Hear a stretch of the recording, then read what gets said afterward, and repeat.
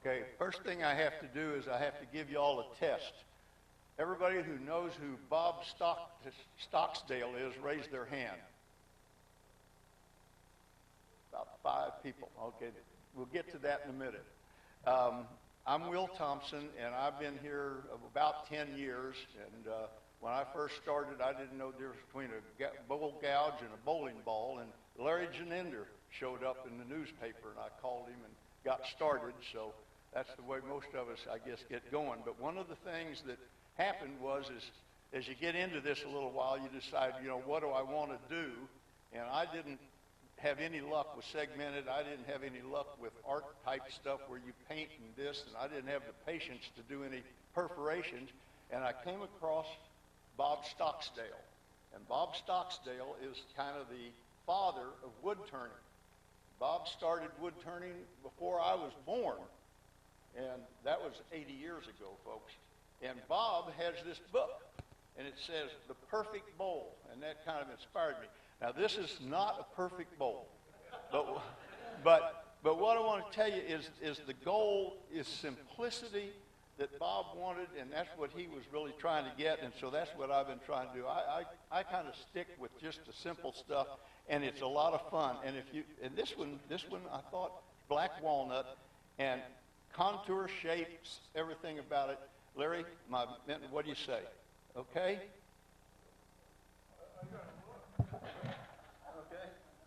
And that the whole idea is simplicity is really the basis of what we're trying to do. Thank you. That is Beal technique. That's the Triple E white diamond and carnauba wax.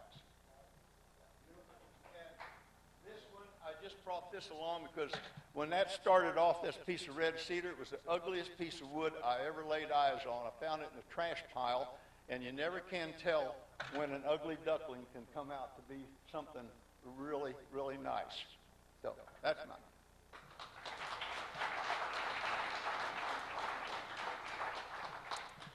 Hi again, I'm still Sue Boyle, and I just wanted to remind everybody that I actually can still turn. I get to turn about 20 minutes a month. That's about as much time as I have, but what I want to remind folks is that sometimes the simple things are the fun things, and I have this theory that I don't do anything unless it's easy. So this is one of the projects we had at the Ladies' Lathe Day, was the platter, basic platter. I actually had scorched this all around the rim, and it was beautiful, but I didn't like the center of it, and so I ended up cutting more out. That changed the way the grain looked, and it changed the balance of it, so I decided not to scorch again. I was convinced by some other folks to leave it natural. So this is just a nice piece of ash from back here at Wood World. If you're a new turner and you want to try something that's a little easier than a bowl, this might be your project. So there you go.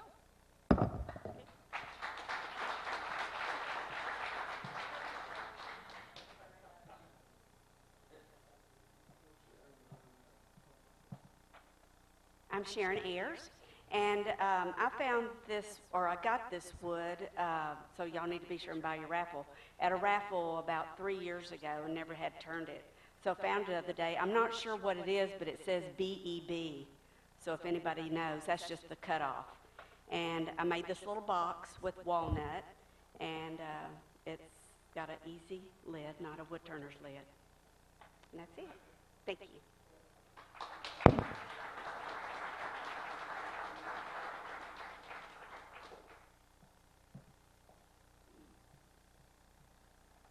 I'm Larry Mon, and a couple things. You may, as many of you know, I've done quite a bit with the Calichon wood laser cut pen kits. This one here, I guess, yeah, you get it. See if I can get it. This is the wood worker pen. There's also a wood turner pen. Several years ago, I designed with Calichon the original for this club. I don't think they make them anymore. There you go. But this, if you're ever doing some wood turning and you need something that's has a little heftier lead in it, they now have the wood worker pen. from Calishan that has not only the saw and the planer, but also has a square saw blade and hammer. I don't know if that's, I didn't look to see, can you see that? Okay. If any of you ever want me to either make you one or I can teach you how to do this, and related to teaching at the Dallas Woodcraft Store on the 28th, I'm scheduled to teach a class on how to make the Texas flag inlaid into the mesquite. At this point, we don't have sign-ups. So by tomorrow, if we don't have sign-ups for the class, on the 28th at Dallas Woodcraft, Plano Woodcraft, I'm going to do a demonstration of just bowl turning, using easy wood tools and so forth. But in order to know what we're going to do, if you want to take the class to make this pin from start to finish, you need to sign up by tomorrow. Otherwise, they're going to cancel the class. But I'll be there on the 28th, one way or another, either to teach a class or to do a demonstration. So, thank you very much.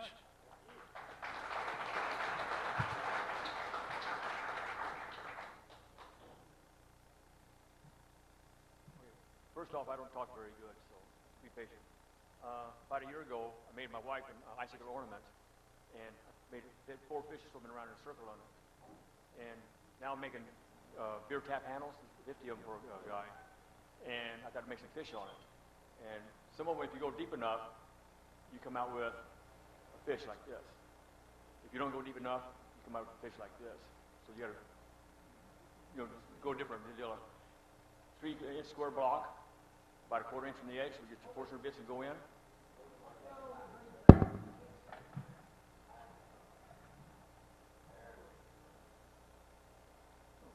thought I'd show it. Anyway, if you go right, you get the tail and everything in it. So if you're going to go different size bits and stuff, you have to take that in consideration. It's going to show less of the fish and more of the fish. And like I said, I go about a 1/4 inch from the edge of the wood, all the way through till about 3/8 from the end of it, and you come out with a fish like this. And this is just a trial block, but I think it's going to be interesting.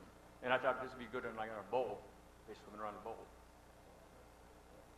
Okay, that's it.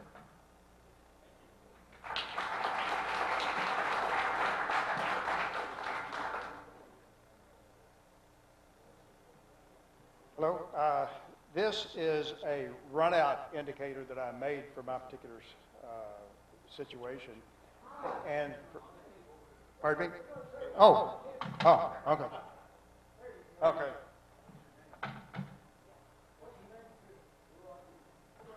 John Tisdale, and this is a run-out indicator, and it's the purpose for bringing it here is there's some of you here that are dumb enough to get a piece of wood that's bigger than your equipment and have to do something, or that are in the future going to be dumb enough to do that. I got a much larger log than my lathe capacity. As a result, I had to build a structure out on the back end of it with some large I-beams. And this is what you put on the lathe spindle to line up the live center.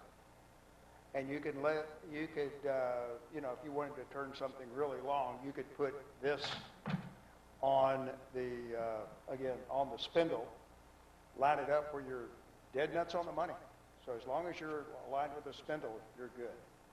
So that's what this is all about. It's not something you use every day, but when you need it, you need it. And the other tool I wanted to show.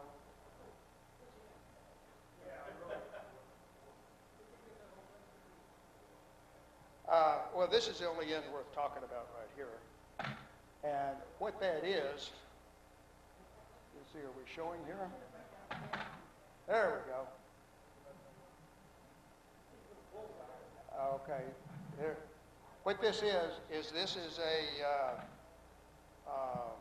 a standard Raleigh Monroe, standard shaft that you buy out of the catalog. And to the Raleigh Monroe system, and this is a standard link right here, but I took another link and machined it out to where I put a Hunter #1 cutter, and that's not available. You can't buy a Hunter #1 cutter for a Raleigh Monroe. What that does is it gives you, when you're doing a large turning, you don't want to use a shielded cutter. And with koa, which is when I got some bunch of koa material, and a shielded cutter will not cut koa. Just ain't going to happen. But with this, it just powers right through it, and you can, so it's really made for big work. So again, people that are going to be doing large hollow forms, this is something that you can do in your own shop. So, that's it.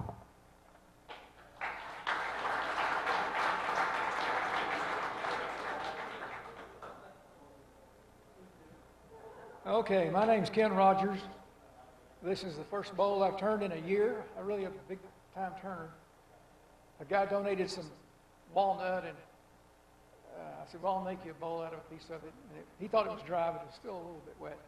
Anyway, just a simple walnut bowl. So at least I remembered how to do it, and how much I don't like turning walnut. Anyway, I can see one thing. I need to put a little floodlight right up here and get a little more light on this. This is the first time we've tried this system here for those newcomers. Yeah. Well, anyway, I had a old microwave wind-up Lazy Susan, but it spring must be shot because it wouldn't turn anymore, so I threw it in the trash. It's got this one here. Yeah. Put a switch on it? Yeah.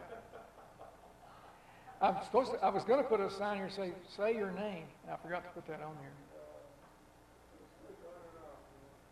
Yeah. Okay. That's it.